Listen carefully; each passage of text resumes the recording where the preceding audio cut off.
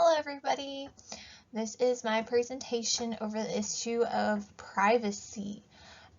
When discussing privacy, we think about how we can keep it safe and secure. I chose to discuss this issue because it is something I deal with daily, and so I will be giving you an informative presentation, and I will be discussing that privacy is becoming more difficult to obtain while using any social media. And in this presentation, I'm also going to discuss what privacy means and highlight 4 key issues involving privacy and who threatens our privacy, what purpose our privacy has for social media, and how we can protect it. So again, I would just like to point out that we are going to discuss what privacy is, who threatens our privacy, the criminal versus non-criminal, and how to protect our privacy. Alright, so this next slide, before we can discuss the issue of privacy in our daily lives and its use in the media world, we need to understand its meaning.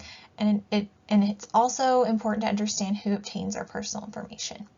So privacy defined is the secluding of personal information by individuals about themselves. There's a set of 4 ideas on how personal privacy can be defined by each individual. People do not want to share all information about themselves with the world. Privacy is a variable condition. A person might want to keep certain information they share with other people, but not with others. Individuals own their personal information and should be able to control it. And when we share information with another person and set boundaries on sharing that information, we expect that person to respect our boundaries. I absolutely agree with all that information because I don't know that I'm very private, but I also want others to respect what I do put out there in the world that I put seclusively, say, like on my Facebook or on my Instagram. And I don't want others to misuse it, and I don't want the wrong people to get a hold of it. So I think it's important to know these set of ideas that people have certain aspects or expectations of privacy. There's third parties involved with privacy, like Axiom Corporation, who operates more than 23,000 computer services that are constantly collecting or collaborating or analyzing more than 50 trillion unique data transactions every year. And they sell our personal information to other individuals, businesses, and governments. I know we've read about them before in our readings. And this is one of those things that's actually perfectly legal, and it's crazy that they're allowed to do this, and some of us we have no clue about why it happens or how much control they really have, but it's amazing that there's that much information they hold on us. But did you know that over the past 3 decades, privacy issues have grown? Which I absolutely believe, as much as the social media of the world continues to grow. Of course, our privacy continues to be something that we have to be concerned about. We have to wonder if what we're posting is appropriate. We have to wonder if the passwords we're creating are strong enough. We have to wonder if the blogs and stuff that we put on our phones, if they're secure, and the emails we check. So it's very important we understand what privacy means and how it affects us in the social media world. All right, on this next slide, we're going to discuss who threatens our privacy. There are 2 types. There's the criminal and the non-criminal. One major threat of our privacy is from criminals. Another major source of threats is through various non-criminal who coerce us into giving up our personal confidential information for free. Factors to how this happens. Well, there's 3 violations to our privacy: technology approaches, regulations and laws, and the level of public awareness about this issue is very low. I feel like this is very true nowadays, especially since privacy is a global issue, and it's hard to know where the laws are set between each country, because the internet's global and people can get on the internet for any amount of reasons, and there's no way that our law enforcement can catch everybody. So I find this very interesting. And then, of course, the non-criminal ones, it's like when you sign up for prescriptions and you forget to read the fine print, and the next thing you know, you're getting spammed with all this email, and you're like, I didn't want you to do that, but it's perfectly legal. So it's very interesting how there's just these two different types are defined in this particular issue. Okay, let's look more into criminal threats. Criminal threats are cybercrime that are cybercrimes that are on the rise. And cybercrimes are actually investigated, and who investigates them is the Internet Crime Complaint Center, or the IC3. In 2019, it received over 467,000 complaints compared to 2000 in the year 2000 of 16,814. And these losses exceeded about 3.5 billion, and in 2017 it resulted in 6 billion in damage. That's a big number, and that was in 2017. It kind of makes me wonder what it is now. So what is used during criminal threats on our privacy? Malware and ransomware. It says malware and ransomware is most crimes are committed by small groups or individuals, and some even by foreign governments. The cost of cyber crimes on companies underestimates the real cost, and the estimates are limited to the direct costs companies take, but not to their restoring their reputation and the recovery of the database. That's something I think we all overlook when cybercrime hits, criminals hit. You know, sometimes we forget that there's the initial cost, but what about the long-term cost? You know, there's a lot to that reputation that can never come back. Like I remember when Target got hit with their debit cards transactions being stolen from customers, but that was before the chip came out, and people were like, I can't go to Target now, and that really concerns them. And they used malware and all the kind of things that they could to hack into those computers. There are three major categories. So stealing private information, hijacking computers, destroying information. And we're going to go into a little bit more of that on the next page.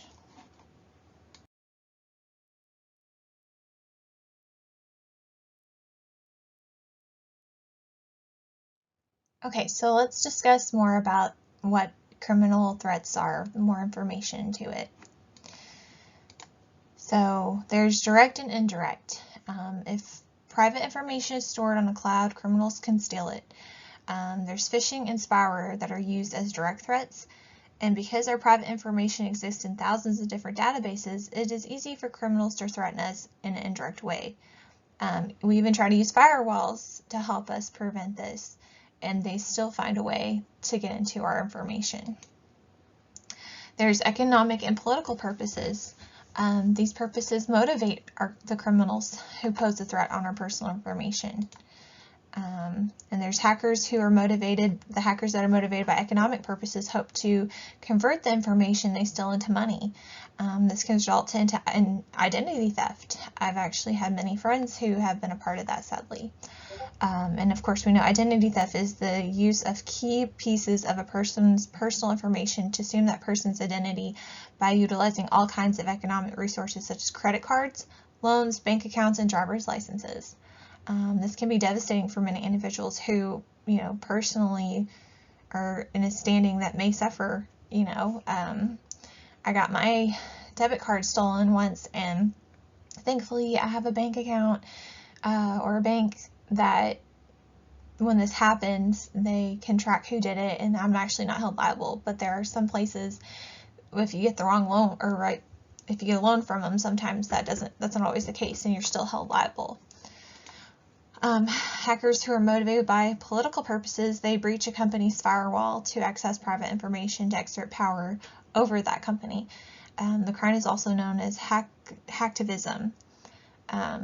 Basically it's where someone obviously wants to attack a whole bunch of individuals and of course harm the company in some way, and they can get into someone's email, bank account, all that stuff too, even other customer accounts, which can be very dangerous and very detrimental.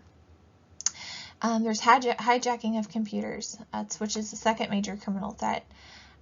This occurs when hackers take control of your computer. Hijacking is the use of ransomware, in which hackers freeze your computer so you cannot use it. Your computer cannot be unfrozen until a ransom is paid. Normally this is done to large companies, but sometimes it's actually done by individuals. There's the botnet is another way hackers will infect computers remotely with other computers that are linked and to send out tons of spam in order to steal personal information. You know how when you might be a part of a business or corporation and they send out information to you daily saying stuff like don't open email addresses you don't recognize, don't open links you don't recognize, and some people do, and then all of a sudden they get all these ridiculous pop-ups all over their screen. Well, that's someone hijacking their computer, filling it with a bunch of spam so they can go behind the scenes and steal all your information that's personal. It's pretty scary. Then there's destroying information, which is the third type of criminal threat. This involves the use of viruses to destroy information stored electronically. A computer virus is a small code that inserts itself into a normal software program, and computer viruses are highly contagious. I think we've all been aware of this since computers came out, how easily it can be to get a computer virus. I remember my first computer I ever owned had one, and we had to completely go back to the hard reset of the computer for me to get rid of it, and then even then it was hard to come back from that. I basically had to get a whole new computer. It was pretty crazy. But did you know with all the expenses, when all the expenses are considered, the total cost of cybercrime is more than $6 trillion per year globally. That's an average of $790 per person in the world. I mean, what? So cybercrime is a big issue. It's definitely a major threat on our personal privacy, and it actually continues to grow because of those reasons I was talking about before. Sometimes law enforcement's not there, and sometimes it's a global thing that we can't reach all the people who are doing it and, you know, put punishment on them to stop. So that was very crazy to me. So now we're going to move on to the next slide. Okay, now we're going to discuss the non-criminal threats to our privacy. Unlike criminal threats, these are illegal. This is information you either know or do not realize you are giving permission to companies that allows them to access information about you that you normally think of as being private. There's different ways non-criminal threats occur. Monitoring activity like the use of cookies, collecting adult information about you, spamming you, and controlling your experience with the digital platforms. So in the next slide we'll get into more detail about that. Alright, so more into the non-criminal threats. Companies tell customers they need your personal information to help make their experience with them better. Examples are the realtors or retailers who monitor your shopping habits. I don't know if any of you use Amazon. I know I do, and they've found ways to get into my Facebook page and say, hey, you need this, you must like this. Even Walmart's guilty of it. I see a lot of advertisements now on my Facebook that are linked to a lot of my retailers that I shop with. And it's perfectly legal for them to try to convince me to buy these things. There's Netscape, who is actually an early website browser who developed cookies in 1994 to help make internet searching and buying more efficient. A cookie is defined as a tiny computer file that is planted in the memory of the devices you use to access the internet. We all are subjected to cookies. In fact, they didn't always used to have a pop-up on some of these websites that we go to, but nowadays it's more and more where they have to tell you that there's cookies and you have to either accept them or deny them before you can use the website. I've run into this anytime I'm getting into something new that I'm not familiar with, or even some prescriptions that I use on a daily basis, they're reminding me, oh, we have cookies. And what cookies, do is they use your personal information. And sometimes we forget about that. And without your permission, companies are now using digital technologies to not just monitor our internet activities, but to also record all kinds of information about us that they then sell to other third parties, such as organizations, governments, and businesses. Kind of like that Ekstrom or corporation I was talking about earlier. And then Google and Yahoo are examples of who have been collecting data from our searches for years. And they keep developing new ways to gather even more of our personal information on us through the searches, of course, that we make. And the other one that is very interesting to me is about Facebook. I use Facebook daily, and I actually knew some of this based on Zuckerberg and his core issues with privacy and him selling our information to third parties. But Facebook has been very successful in collecting everything it can about who we are and then selling it to marketers. Again, that's why I see Amazon ads and Walmart ads all over my Facebook page. But did you know that each profile page is worth about $226 in income for Facebook on average? But this amount increases to more based on the more information the user puts on their profile. That was kind of a surprise to me, but not really. It's kind of a shock, and it's not. I definitely have stopped putting as much information on my Facebook as I used to before, especially because I have children. But I'm sure that goes for people who go to college, people who put their job titles down, put where they live. I don't put any of that on my Facebook anymore. I might put my high school, but I don't put where I currently go to school at. I don't put where I currently work at. Anything that could jeopardize where I am today, that someone might threaten me, I don't give that opportunity to. And so Facebook probably doesn't make a whole lot of money off my page as much as others.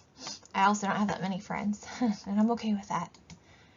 There's also spamming, the use of media to invade your privacy with unsolicited and unwanted messages that are designed to get you to buy a product or service.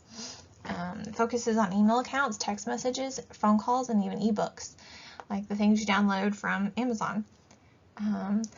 Spamming increases each year, and profits for every 25 sales for 1 million emails sent out. That's a lot of emails. That to me sounds like it would be a lot of work, but I guess if you have the technology as it talks about, you can instantly gather all that really quick and just by a click of a button send out millions of emails a day and make a profit. That's insane to me. I know when I check my email address or my email inbox, I definitely get subjected to a ton of this. And I know there's filters now. There's actually filters that help that out, but they still don't always get caught. And they get your information by either buying it or selling / hacking it from other companies' private email list. And spammers find many unique ways to spam people and corporations. We know this if you've ever answered a spammer phone call. Unfortunately, I have AT&T, and I'm not afraid to say that part, but there was a time, and still is sometimes, that these hackers, spammers, have managed to send me a text message in a group of people I have no idea who they are, and their goal, I guess, is to get us to talk about this stuff that they're sending us, and I'm just like, no. And you can't just get rid of them. You have to get the people all in the group to agree just to stop texting you. It's very frustrating. So then next we're going to talk about controlling. The reason so many third parties collect and buy tons of our information is so they can exercise control over what we think and how we act. Search engines such as Google also exercise considerable control over our personal search requests. There's such a thing called paid placement, which is a method that they use is part of Google's search algorithm, in which companies can improve their placement with Google to present their results by paying them to be basically the #1 search. So when you go to Google something, these companies purposely pay Google for them to be the first selection. But did you know that not everyone's search is actually going to be the same, or their list results, because Google tailors our searches based on everyone's personal interests. So they've actually come out with a way now that they know enough about us on which ones they think we're going to click on and which ones they don't, and they make that list based off of that. So that's kind of scary to think about. Google's been around for a while, and I use Google a lot. And so I actually tested this theory with my husband, and he and I did get 2 different search lists. And it was just amazing to me because I never really noticed that. So I thought that was crazy that this is very real. So that's more information about the non-criminal threats, and we're going to go into the next slide. Okay, we're going into our last slide, and on our last topic on how can we protect our personal privacy in the social media world. Well, there's 2 different opinions. There's the public opinion relations, which public opinion is strongly in favor of personal privacy. But it's difficult for laws to be set in place to regulate what is distinguished as private and what is public. While threats continue to rise and become more serious, regulators and law enforcement agencies have been slow to respond adequately. We have limited jurisdictions, and they are at a crunch for law officials to constrain geographical locations outside the U.S. that many threats take place in cyberspace. And that the federal government has been slow to pass new regulations and laws to control their threats because other existing regulations and expenses that come with tracking down violators cost so much, and many criminals simply move out of the country to avoid punishment. It's amazing to me that this is such a strongly favored thing that we all want. We want our personal privacy to be protected, but the funding for it is not there. I mean, it makes sense because if you think about how much money I talked about, the $600 trillion that criminal threats pose on us, I can't imagine the cost that it would take to help protect us in some ways that we cannot do because of our jurisdictions, because of our limitations. So I hope one day that we can find a way to combat this. I mean, they're constantly in a battle with it, I'm sure. So then our real big defense, in my opinion, is that you have to form your own informed opinion on how you can protect your personal privacy on the internet or on your phone, anything that involves, the media. So there's advantages and disadvantages about this. The digital world offers so much valuable information to us that we want to put out there to get what we need. So like we might download weather apps, transportation, news, health, crime, and even resources like our grocery stores that we want to shop at. And it's hard to live in a world without so much of this personal stuff, because we rely on a lot of it. So we're going to give up a lot of our personal information to help us obtain what we want or need. And how we put it out there is on us. So it's important we read all their policies, fine print, and go over what we feel is comfortable to put on there or not, or if we actually want to use that app. And then the disadvantages, of course, is that the digital world eliminates personal privacy because of all the transactions we do make to obtain the useful information of what we need. And of course, it comes at a cost. Many of the devices we store our personal information on is substantially at risk for, hacking, spamming. There's things we have to put in place like, passwords, firewalls, fingerprints, antivirus softwares. But those can still be hacked if we're not careful. You can put a pin on your phone, but if someone sees you type it in and then they get a hold of your phone, they have access to all of your bank account information.